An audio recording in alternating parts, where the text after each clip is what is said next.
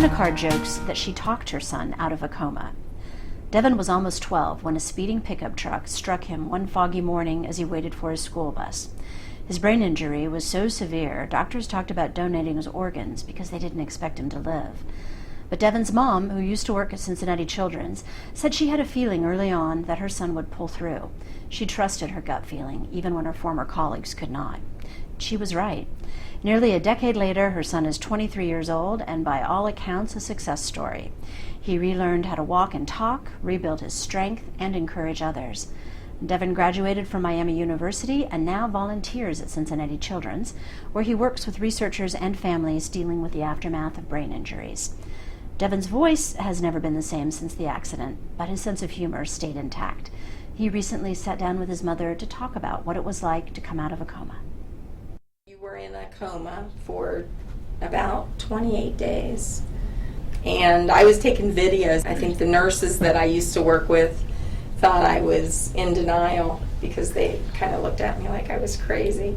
And we had pictures up of you all over. And it happened on a Thursday, but on Saturday, the hall was lined with kids from school.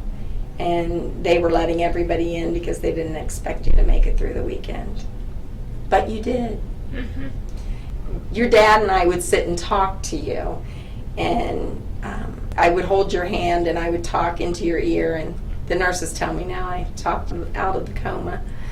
I would talk to you, and I remember because I had worked in the ICU, I was a little more willing to think that you might not come out of the coma, but your dad kept saying, no, look, I can tell he's here, and I just really wasn't sure.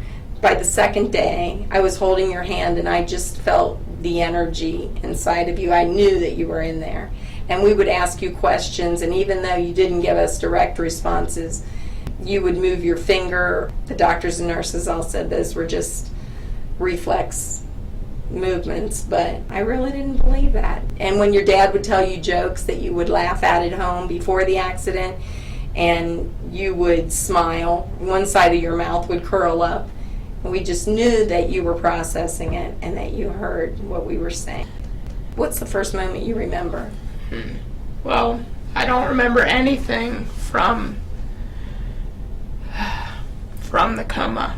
The first thing I remember, and